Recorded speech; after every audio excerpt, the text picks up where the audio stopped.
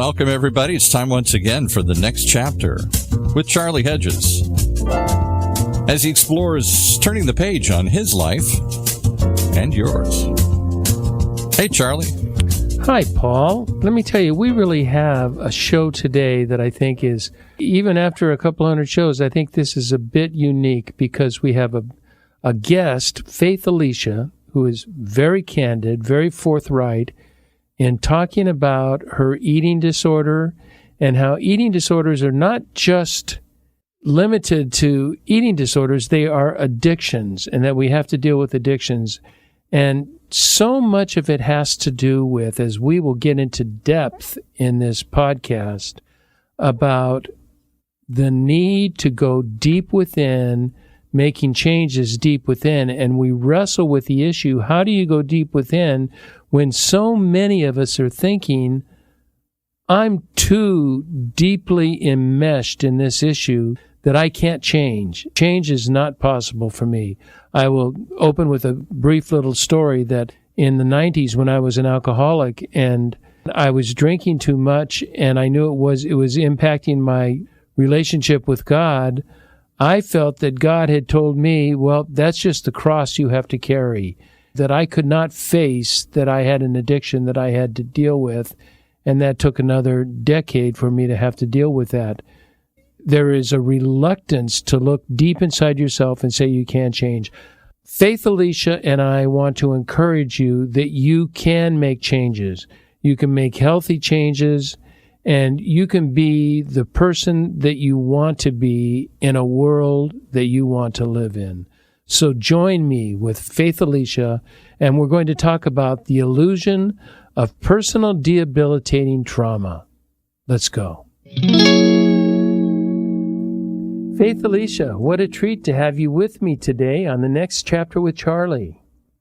I'm grateful to be here. I've been looking forward to this all week after our little chat Monday because I just felt your energy, and I'm just usually very nervous about these, but I just felt your calm, and so I'm ready to go. Oh, good. I'm so glad. I'm so glad. I hear that every now and then that people feel calmer. I think that pre-chat really does everybody good. I get a feel for you. You get a feel for me. We kind of get some information that we want to cover. I think it does a lot rather than just a cold call, and the next thing you know, you're on a show and you don't know who you're with or what you're talking about. Yeah, I agree. It does. Faith, today you and I are going to talk about largely, I listened to what you had to say and taken a look at what you've written and thought about our conversation. I thought, I want to talk largely, I like this idea, but I think it's a very important idea of the secret life of those caught in some addictive trap, and especially with your experience, the trap of food and eating disorders. But there is a secret life, isn't there, that is going on amongst the whole addictive nature? I agree with that. Growing up a child of an alcoholic, I didn't learn my father was an alcoholic until I was 16. And that was only because that was my first time actually seeing him, under the influence and just kind of aggressive. I always thought my father was just a rageaholic. And he would be on a dry drunk all week and would drink on Saturday mornings when my mother wasn't around him. And she kept it a secret. And it's because we have to present to everyone outside that everything is just fine. And I really took that with me throughout most of my life, just putting on a facade. Everything is great. I'm so mellow. When inside, I was a nervous wreck. It's a lot of secrecy, a lot of shame, and it's hard to put yourself out there for fear of rejection, abandonment, so many things. And it's what I've learned, that we just keep it a secret. Nobody has to know. Because which is really the most unhealthy thing to do when it comes to addiction. Oh, is that not the truth? Because we're breaking so many social norms, and we already don't feel good about ourselves, which we're going to talk later about because you have some great quotes in that. value ourselves, and so we have to be secret. And then if anybody were to find out who we really are, I think all of us would be shameful if people found out who we really were. And yet that's not necessarily the truth. So many times we're finding vulnerability is so attractive, is it not? That someone is, not that a woe is me, I'm dealing with this. I know when I first became an alcoholic, and not when I first became an alcoholic, when I first admitted it, and I would go Right. places and they would say, you're not going to have a drink, and I would just say, no, I'm an alcoholic. And in the very early days, Faith, that really helped because a couple things were accomplished. One is that I told the truth about myself. But secondly, is I made the servers and everybody at the table accountable. If I ordered a drink, no one would let me order a drink. Because I said I'm really alcoholic. Good. Yeah, Because you were taking care of yourself and setting a boundary, like you were being accountable. That's really good. Yeah, every now and then, once in a while, I'll do something that works, and that one did. Now, I want to talk about the issue that you wrote on in your book. Do you see what I see? I want to talk about eating disorders, but you, in our conversation, you really expanded that conversation to where we're talking addictions in general, and that an eating disorder is an addiction. It's not a special. It's not in a class of its own. It's in a larger class, but it's a specific part of a larger class, to be sure. And you've written this very thoughtful book. Do you see what I see? And which focuses on the ever increasing problem of eating disorders in the United States. Now, I have a feeling right now there are listeners that say, "Well, I don't have an eating disorder. This is not relevant for me." But that's just not the truth, is it? No, and for myself, I believe it's, an addictive type of personality, an eating disorder. And I can say that because, we know it's somewhat genetic, and then the behavioral component. Well, my father was a recovering alcoholic. There's 4 sisters. One is a recovering alcoholic. Another one's a recovering addict. And I was petrified of drugs and alcohol just because of the chaos I saw with the family. So, this eating disorder crept up on me, and it just makes sense to me because it was that same compulsion to act out, and that shame comes in because I felt bad. It's like, this is so unhealthy. Why am I doing this? But I can't stop, and I can't tell anyone because it's wrong, but I can't stop. And what you were saying before a minute ago with, setting yourself up for success, going to someplace. I don't think I've had a drink I think I've had one since I met my husband. And I've never really drank. Maybe I've had 3 drinks in my life. I don't like it. I'm just not for me. And I could easily, anywhere we went, if friends are, "Oh, you want?" "No, thank you. I don't drink." And it's so interesting because people probably thought, "Well, she has to be a recovering alcoholic because she never has a drink." I never even thought about that yet. And I don't even care because whatever. But the eating disorder, like, don't even address me on that, because then the defenses are coming up. Because then, I don't want to be accountable. It goes with all that shame. So it's just interesting.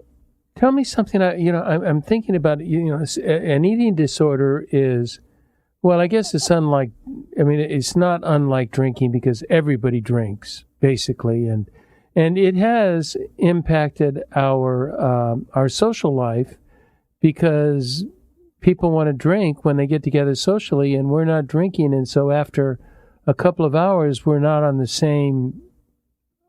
same road anymore. They're often, kind of drunken who knows what's, and we're not ready to go there. So it has impacted our social life. But I'm thinking about eating disorder. I mean, there's nothing more accepted in the world than food. I mean, it's necessary for life. Yet, how do you manage an eating disorder? I mean, because you're obviously, maybe I'm wrong when I say obviously, but you don't eat like crazy in public. So does that mean you're waiting till late at night, or when people are away, or when you're alone? I mean, how does that process work, Faith? Well, number one, I'm just going to say that no two eating disorders are alike. Okay. So, we can read the criteria, and there's so many different eating disorders. And I don't focus on behavior specifically, because for me, if I'm in a support group and we all have, different eating disorders, when we get down to the heart of it, the feelings is where we can relate. And food is a hard one because you have to eat to survive. So it's not like with alcohol, well, I'm just not going to go to a bar. We have to eat to survive. And it is a big part of social. So, it does become challenging. But for me, it was the eating disorder was very conniving, manipulative. So you just, for me, I would just do what I had to do so that, you're kind of under the radar. Nobody notices because you don't want to draw attention to yourself. So that there was a lot of secrecy and shame, like I said, because I didn't feel good. And, I have 3 children, so it made me feel even worse because, anorexia is the second deadliest mental illness other than opioid addiction. So I didn't want to die, but I couldn't stop myself. So, it's very important, and for any type of eating disorder, to really seek help, because it is not a me process, it's a we process. We cannot do it alone. And, the vulnerability, when we share with others who are going through the same experiences, that connection is amazing, because it's like, oh, I'm not alone. I always felt alone. I always felt flawed, really. I was talking with my therapist about this yesterday at my session, because, as a child, just the anxiety was horrific, because it was in constant fight or flight with my dad with his moods. So the anxiety became horrific because you just never know when he's going to scream. So you're always just on edge. So that led to school phobia, where I was afraid to go to school. I had agoraphobia, where I couldn't leave my house for 6 weeks. And even with my 3rd pregnancy, phobia kicked in again. And I had to go to the doctor first thing in the morning, the OB, or last, because she knew, I cannot be in a waiting room with all these people. Right. So it's, how do you not think there's something wrong with me? And then the eating disorder. So it's a belief that there's something wrong with me. Nobody can relate. I'm alone. But this terminal uniqueness, it's not, because I'm not alone. And I'm not my anxiety, and I'm not my eating disorder. It's learning who I really am. And that's been my journey of going within. Help me understand something. Symptoms of life, yes. Help me understand something, that apart from increasing weight, how does one know one has an eating disorder? If it impairs your functioning, for me, it was just all I could focus on. And it was all I could think about. Body image, looking. I told my husband, I'm like, forget about men looking at women, like women with eating disorder. All I did was look at women. He doesn't have to worry about me looking at men, because I was looking at women's bodies, because I was so preoccupied with my own. So it was constantly looking. So it was impairing my functioning, because it was all I thought about. Well, the next meal, what am I going to eat? And it just consumes you. And we spoke about this on Monday, that I really think it became a distraction from my feelings, because so much was going on around me that I couldn't control. And this is where, codependency, which is another root of all this, trying to control all of these things, which I couldn't, but I could control what I put in my body and how much exertion. And when somebody's saying they want to take that away from me, no, because I believed, as bad as the eating disorder was, it was my friend helping me, even though it wasn't. That's interesting. That psychologically that appeals. That is so many true with so many pathologies of the thing that we think is our friend turns out to be a demon.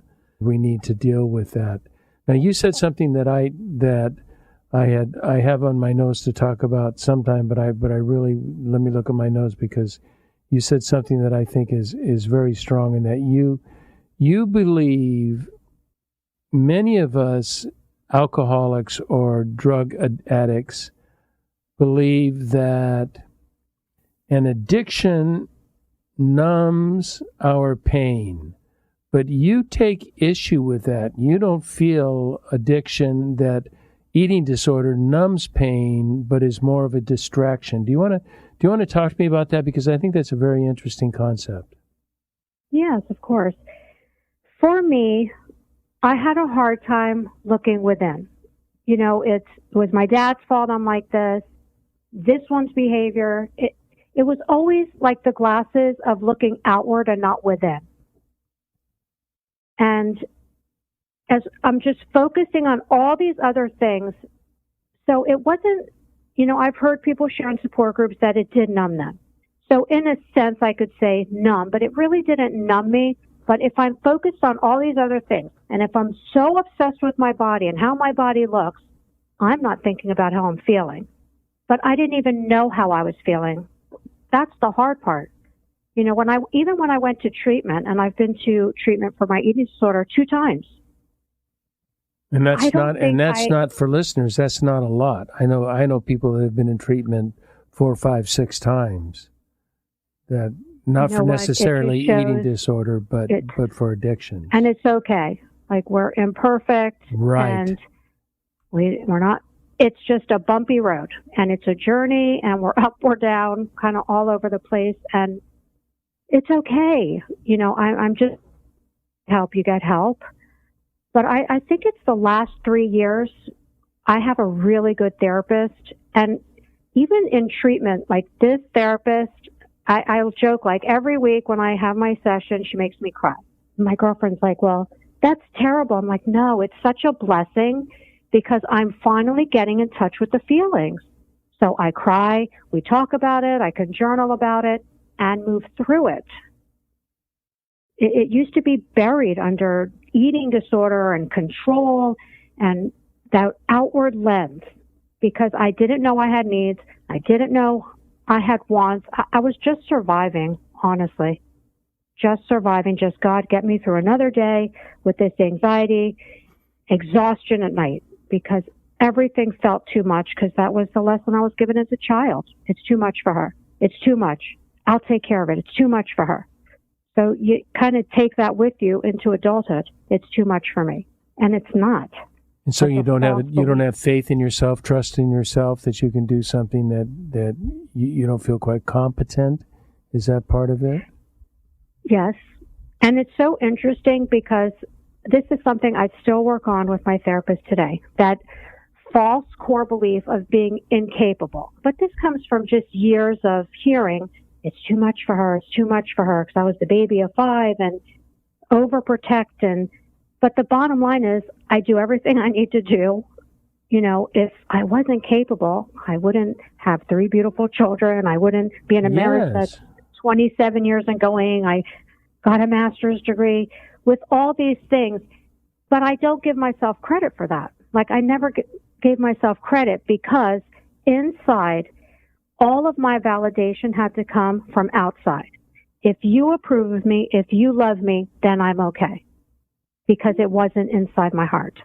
You had a great quote on Monday when we talked, and you said, I need you to believe in me because I can't believe in myself. And that was it. But isn't that true? So true for so many of us. And, even the non-addicted, or known addicted, because I think probably most all of us have some kind of addiction or another, but some are much more debilitating and damaging and life-threatening. It is really hard to believe in yourself no matter what you accomplished. I had a friend who was going to write a book, and he decided not to write a book. I asked him if I could take the title, and he said, of course, but I never wrote the book. But it was titled The High Value of Low Self-Esteem. This is a brilliant concept, the high value of low self-esteem. And he said many corporate executives or many successful people in the world have very low self-esteem, and they're putting round pegs into square holes, and they think the more productive they are, the higher ranked they are, that it will fill these self-esteem needs, but it is round peg, square hole. It will not fill it, so they just keep getting more and more successful. That's why he said the high value of low self-esteem. That low self-esteem will drive you, but it never makes you the kind of person you want to be. You're not at a place that you recognize. You're at a place only that I believe that you believe in me. I mean, I need you to believe in me because I can't believe in myself. And you were talking that takes inner work to discover that. Is that not true? It's very true. And everything you said, is on spot. I had this is something I still work on, this perfectionistic behavior. So if I do everything perfectly, even though there is no perfect, and I'm going to mess up because I'm human, but that was unacceptable for me. I have to get straight A's. And all of this is for validation. I have to have this, and I have to show my husband that I can, I manage his office, that I can do everything. And even today, if he's, standing over me and I'm doing office work, I'll still say, can you please go on your side?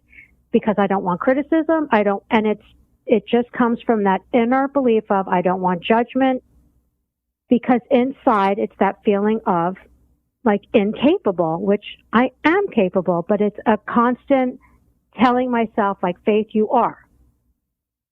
And it's a constant fighting with that. So that perfectionism, you keep reaching and reaching and reaching until the point of exhaustion, because until you are meeting your needs inside and taking care of yourself, it's never enough. No matter how much you have, it's never enough, because you're searching and searching for the answer, and the answer's inside. Yeah, but it takes looking inside. And we just keep trying all of these other activities or other possessions. I always call them the 3 Ps of power, possession, and prestige. We think if we have one or all of those 3, we're going to be okay. And we're not, because what we really need, and I'm a strong believer in the gospel of Christ, and what we need is love. I mean, that is all that the divine is asking for us, is to receive the love of the divine and to return the love to the divine. And then our life is complete. It's really, I know it sounds overly simplified, but it is something that can be overly difficult. Simplified. Yeah. Yeah, I really resonate with what you say when you learned that if you do well in everything, if you get your straight A's, then you kind of feel good about yourself, but also they leave you alone, don't they? They do. I was the child, I never had a curfew. They never had to worry about me. Well, first of all, the oldest 2, gave enough, stress with drugs and everything else. Yeah. So I was under the radar. I was the good child, because this way Dad leaves me alone. Just everybody leave me alone. And I could just do my thing because they didn't have to worry about me. Yet inside, we're going back to this perfectionism thing and this high value of low self-esteem. The interesting thing is, with an eating disorder and the focus on the body, so it could be when I'm at this weight, I'll feel better. Or when I look like this, it's when, then. But then when you get there, I always say, wherever you go, you take yourself with you. So even when I was, at a sick weight and going to treatment, because now it's a health concern, I still felt like crap inside. So you could say, well, when I get to that, I'll feel better. No, I didn't. I actually felt worse. to be honest. So what do you have to get to, Faith? If it's not that, what is the objective that you get to where you begin to accept? And I there's so many things I'd like to talk about, but I love your statement that imperfection is okay and there's no shame in asking for help. When do you get to that point that you understand acceptance is part of the human condition? I mean, so not acceptance, imperfection is part of the human condition, and that there is no shame in asking for help. What gets you to that state of mind? For many years, there was like a disconnect, and this is something I still work on. So intellectually, I could have said, because this has been a 9-year journey so far of recovery, so I could say, well, yes, I know this intellectually, but then in my heart, I didn't believe it. So there was a disconnect. So I could say it intellectually, but I didn't believe it inside. I had enough. And even after going to treatment the second time, like my head and heart, they weren't together. And when I got out of treatment the second time, I still felt just not right, that flawed. And I think they say the bottom, but I was just like, enough is enough. I can't take it anymore. Like something has to change. And that's why I love like your whole motto with, doing new things and doing them differently. Because if I keep doing the same thing, nothing's going to change. Right.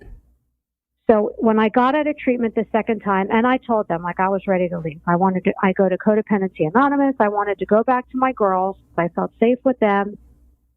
And, the mindfulness-based stress reduction program, I don't believe there are coincidences. So I don't even know how, like, an ad just popped up for that. And it was online virtual. And I was like, well, I've tried everything else. It wasn't even excitement. It was like, I've tried everything else. Nothing else worked. Let's just try this. And the change started to happen. Just starting to be aware of where I'm at in this moment. And the thinking started to change. And then, in the class, they spoke a lot about being kind to yourself, while I was like the biggest bully in the world to myself. Empathetic to everyone else. If you're hurting, oh my God, I will cry with you because I feel your pain. But if I'm hurting, why are you hurting? Just a bully. And that's not okay. Like, why don't I deserve the same compassion that I give to my children or my husband or my friends? Because I never felt worthy of that. So the self-compassion, I took that, course afterward. It just all started to come together. And, the meditation and really connecting with myself and going within. Because we shared on Monday, like I always felt there was something greater than myself pulling me through. Yeah, I wanted to bring that up.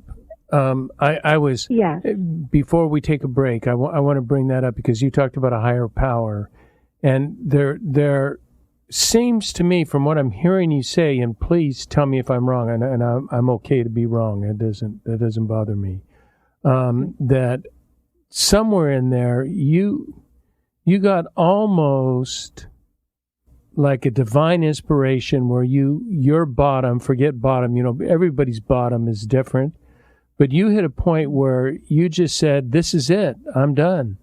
And now I can't just act like I used to act. I have certain behaviors I need to change. I have collegiality. I have people that I need to get with. I have programs that I can follow, but all of those. Did you feel like, I'm going to make it through this? I know it's going to be a battle. I know it's one day at a time. And I know that I can always eat again. I know I can always drink again. I know I can do those things. But I no longer, I respect them, but I don't fear them. And so I protect myself, but I don't have a fear because there is this voice coming from inside of me said, you're going to be okay. You're going to make it. Did you experience anything like that, or was that just me? I don't think it was like a big aha moment, because when I was agoraphobic for 6 weeks and didn't leave my house, I had vertigo. Like, my anxiety manifests physically. And to just be completely alone, like my sisters didn't reach out to me. You know, you get depressed after a while because basically nobody's showing you any care. So it's like just laying there to rot. And I actually went into a psychiatric hospital. During those times, people didn't understand anxiety disorder. But just, there was always something just giving me strength. And it's just, I guess, no coincidence my name is Faith, because I just, there had to be something. And my dad, once he came back from treatment when I was 16, he remained, sober until he passed. So always preaching the steps and where it would make me insane. Mm-hmm. But it stuck regarding the higher power, because I'm like, something has to be working in my life. And I don't think that I still have fear of the eating disorder. So I'm not going to say like, woohoo, it's done. Because for me, this is a journey. And the eating disorder for me is, my therapist likes to say it's like a bus. So I have like all these people on the bus with me. My anxiety is there. And so the eating disorder is sitting there. But who's sitting like right behind me if I'm driving the bus? Is the eating disorder like yelling at me today? So it's there. And so I can't look at it as, I'm done. Because I agree. I didn't mean to say I'm done. It's just that I had a feeling, I know there's work I continue to have to do, or else I will backslide. I don't want to go back to that. I don't want that insanity again. And now I've come so far, like just working within, that I wouldn't trade this for anything. So does the voice still come? Yes. Does it sometimes scream? Yes. And then I say, okay, what's going on? Because if the eating disorder is trying to distract me, because that's what it likes to do, so something's going on. Am I afraid of something? Am I hurt by something? And that's when it's become habitual to go inside, what's going on. And okay, let's talk about that. I want to talk about what's going on. I've got 2 or 3 questions, and we probably only have about 20 minutes left, and I've got an hour worth of conversation. Okay. But let's take a quick break, and we'll be right back. Okay.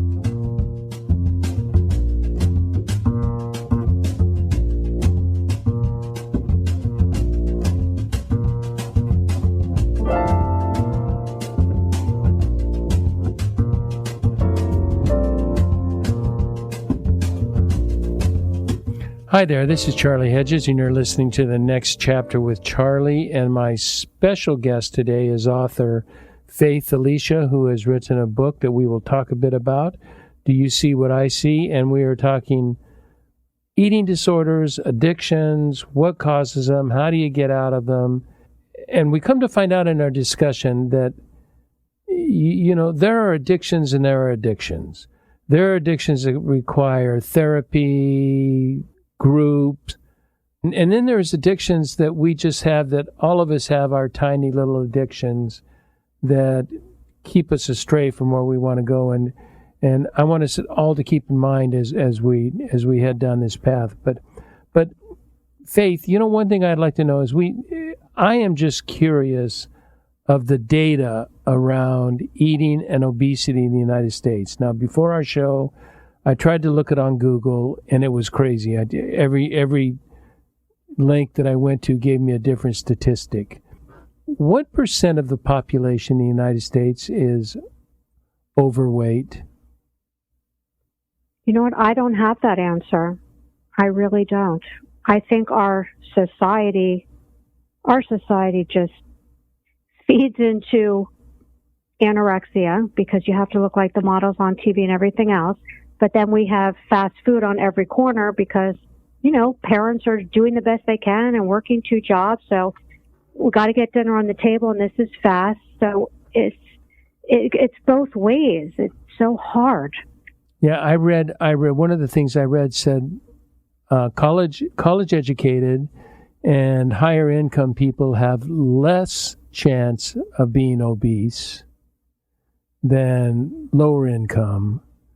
And I don't know what that has to do with anything. And a number that came up, and I thought the number was low, it said that 40% of our population is obese, however you define obese. That's body weight or body mass indicator. It is how you figure that out. But all you got to do is walk around the block and just take a look, and you can see all of us are not. Who has which racial group has the least amount of obese people? Asians. Only 17% of Asians are obese. And I live in an Asian neighborhood, so we don't see a lot of obese people, but it is a lot out there. What one of the things I wanted to know is that you have a process, sort of a ritual or a regimen that you use that helps you maintain sanity and not eat. Can you go through that? I'm going fiercely through my notes because here we are. I had things that you mentioned, like you meditate, you have a codependency anonymous group, you're a therapist, a journal, you practice mindfulness. Tell me what for our listeners that whether it be eating or alcohol or drugs or sex or food of any kind or even habits that nothing comes to mind right now, but certain habits. What of all of those different therapies that I suggested, what do you think works really well to help people get interior and get inside and not have a hard crusted shell around our heart?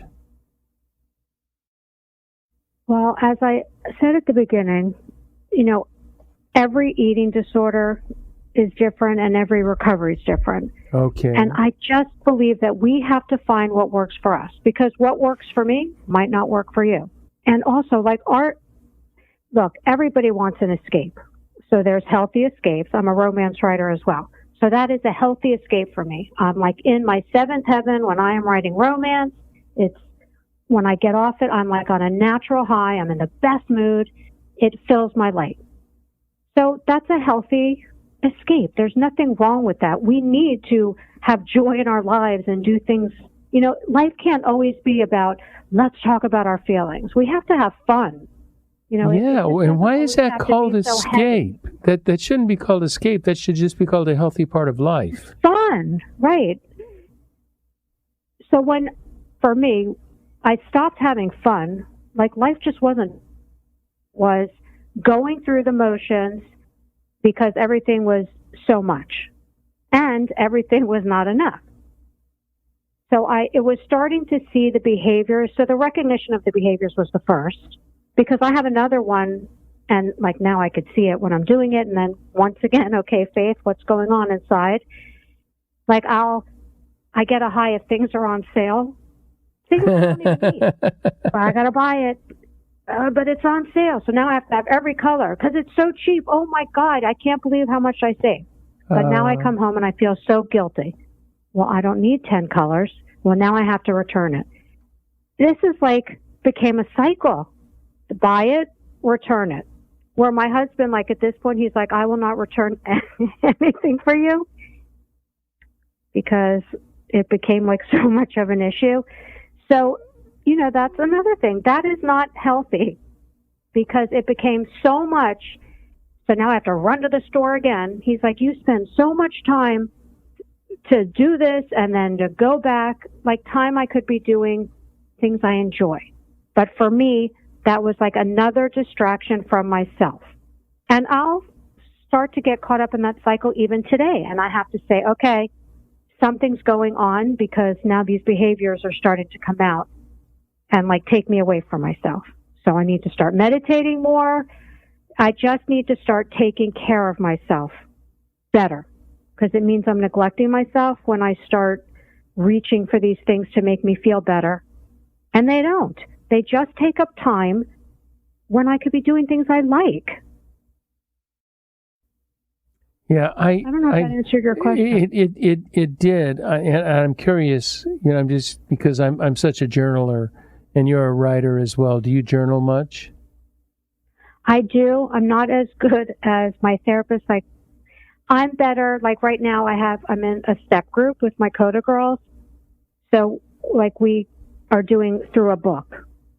So that, for me, that's good. So we have the questions, and then I'll journal the answers, and then stuff will come to me, and I'll journal that way. Right. Like to just sit down and journal, like I just, like, I don't want to. I'd rather do this. But when I have like the questions, then it just gives me a direction, and then it can flow. But that's not the same as creative writing. Creative writing is like pleasure, the feelings, and like I said, it just, everything doesn't have to always be so serious. Yeah, it just doesn't. I agree. Faith, I've been I want to take a little departure. I've been thinking that as we talk about eating disorders and addictions in general, and we talk about we can also talk about bad habits, is that you and I have been fortunate in order to, in the ability to go deep inside and see some things about ourselves, not see everything. There's certainly many secrets and many crazy things that I'm learning. I just went on a spiritual journey for the last couple of weeks, and it's just continuing to learn. What prevents people? Because people say, there's a tendency to say, I really don't have those problems. I really don't have any interior issues that are that serious, like the rest of you nutty addicts. How do you respond to that?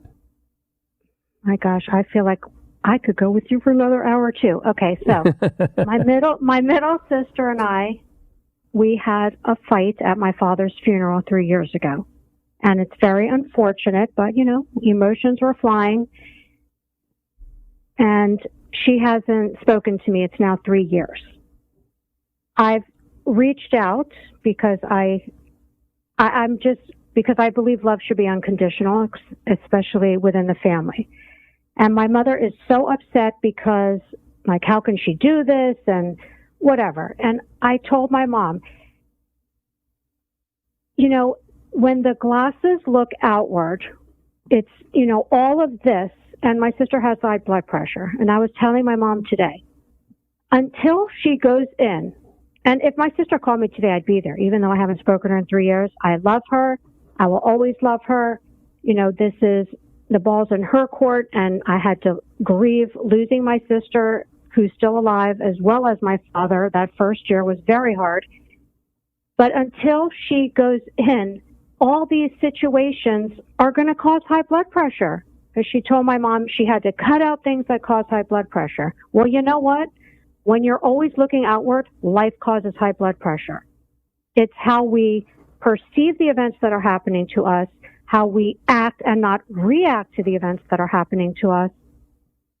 And take that risk of looking within. I was sharing with your producer, my best girlfriend was just telling me yesterday, she just doesn't think, like, she just can't get better. And I always say it's like that terminal uniqueness that I always felt. I just can't be fixed. I'm broken. Right. I really felt I was broken. And I still have that sometimes. I'm broken. Why does everyone else can cope with life and I'm a nervous wreck? But that's not true. I'm not broken. We're just, and so that's what I told her. You have to just take the risk of going within, and it's, taking responsibility for, like, in any communication interaction, there's two sides. I have to take responsibility for my role. But Faith, that is something in my experience that is very difficult to do alone.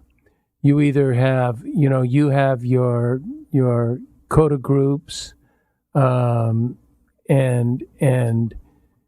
you know, and or else it could be literature. I read a lot. And so I depend on literature, and I read a lot of literature on silence and solitude and contemplative prayer that is all about going inside and taking a look at you inside. But if we just say those words on air, I'm afraid a lot of people will say, yeah, it's good to go inside, but tell me, how do I even go about that? You know, I'm a coach, and I'm getting back into coaching, and that's my whole goal in coaching is a place to talk candidly, safely, and encouragingly. And that's how you go inside, by making connections outside with emotionally safe people. And, you know, I went to an eating disorder support group for years after I got out of treatment. And to walk in a room, you know, with 20, 30 women all sitting there. It was a women's group. And every, you know, like you share, and then the facilitator would say, who can relate? Every single hand went up. I'm not alone. And then it's, you know, hearing how they get through it. That had to be so affirming. Oh my gosh. It's so freeing. And that's the thing. We're not alone. But when we isolate and with the secrecy, we are alone. So it's taking that step and being vulnerable. Another host had asked me, do you really feel you have to be, you know, so honest? Like you have to put it out there. And I was like, 100%.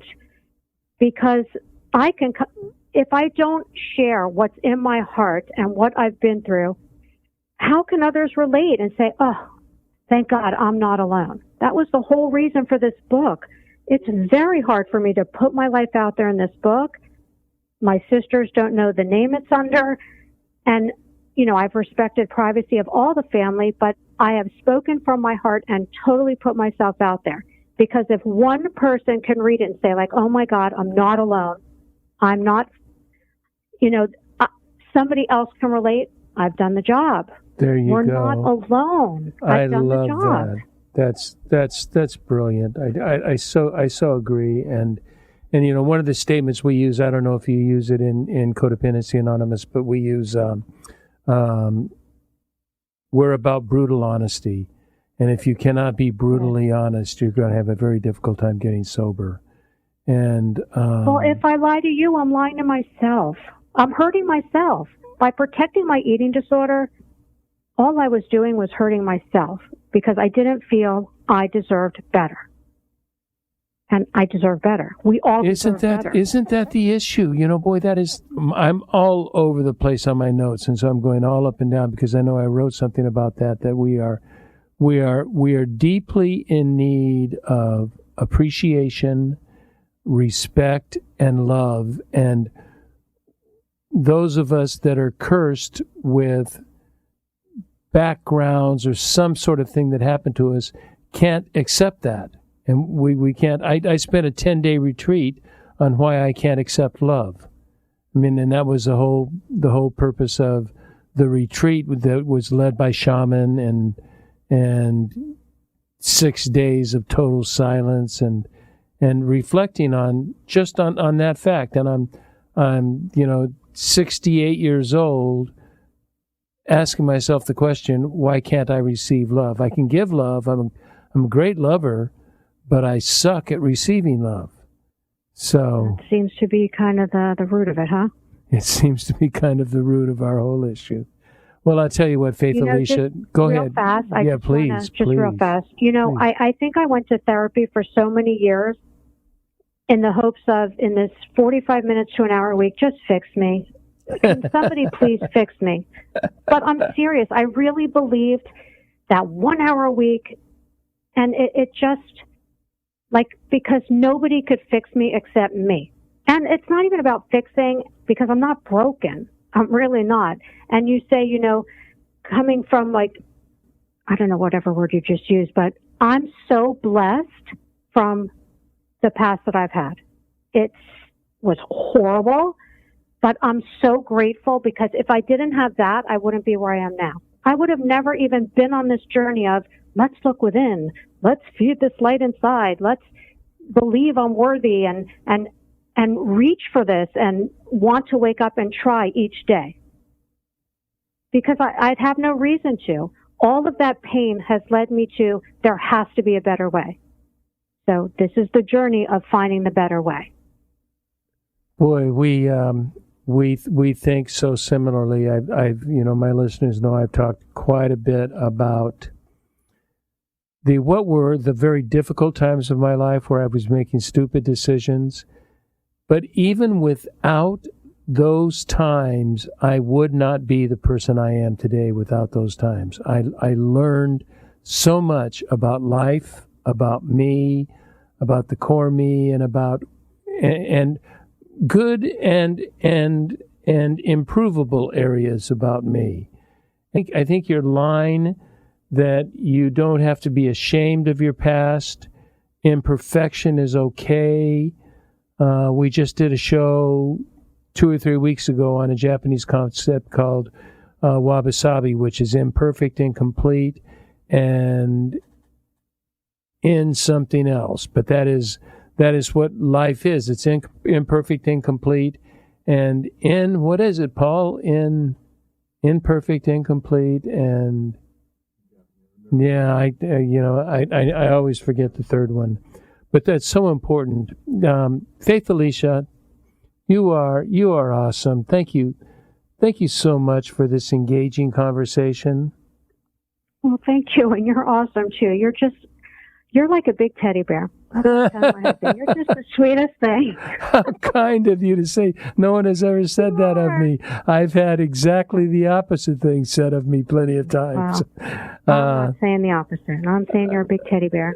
I sure appreciate your candor and your willingness to share tidbits of your inner secret life that we need to hear. This secret life that we're all living is just so damaging, and so many need to hear your story.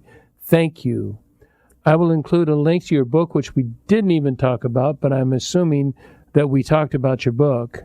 Do You See What I See? And I have a link to that. That will be on the show notes. Anything else about your life personally? People get in touch with you, or any other thing you would like listed, or are you just okay with that? My website. Oh, you have a website? Yeah. How come I didn't know that? I can send it to you.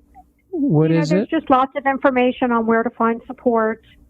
Oh, really? What is it? There are programs that offer free support, like ANAD. So I do have a lot of help and support are available. What's the website? www. It's faith, ELICIA.com. And I also have, all the DSM criteria. And I just say, just look at it with open eyes. Because so Safe Elicia? We're not going to have, yes, just be open-minded to reading it. And then I also made a YouTube channel, just putting myself out there more. I just made a video of the eating disorder, just so loud, and how to just work through it and, just kind of fight back against the eating disorder voice. Is there a dress for that, or? It's just Faith Elicia.